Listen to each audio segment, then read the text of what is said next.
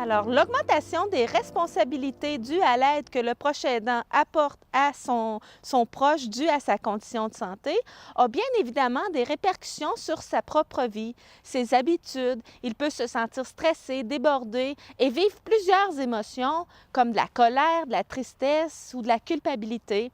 Souvent aussi, les proches aidants vont avoir des croyances et des attentes irréalistes qui vont les amener bien souvent à être plus à risque de s'isoler et de s'épuiser. Maxime? Salut, ça va? Pas pire, toi? T'aurais pu appeler avant, François. Bon, relax, Max, là.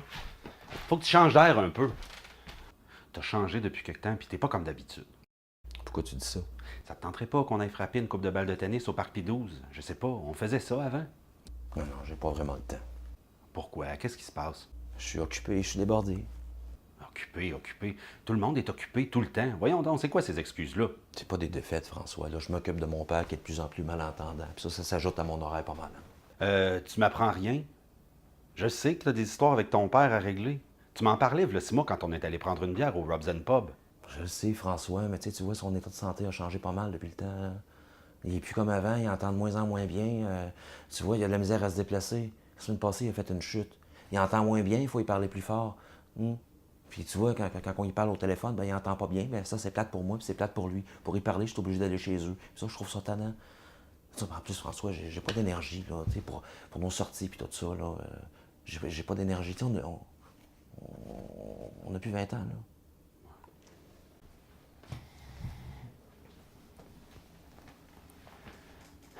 Il y a tant de choses que ça. Ça s'est accumulé au fil des mois.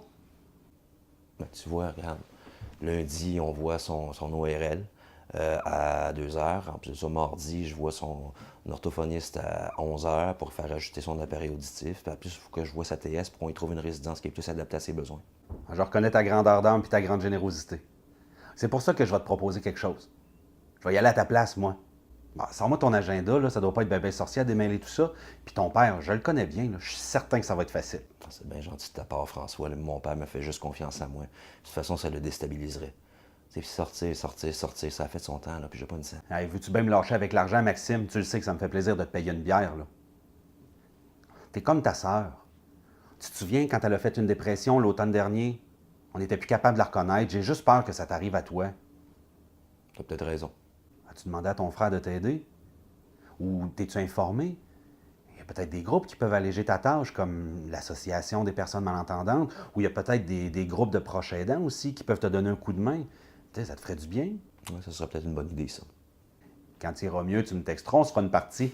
Ouais, en espérant que mes genoux aillent mieux. Oh, bon, fais pas ton Nadal, là. Alors, prendre conscience de ses limites et accepter de demander et de recevoir de l'aide sont évidemment des bons moyens de prévenir l'épuisement.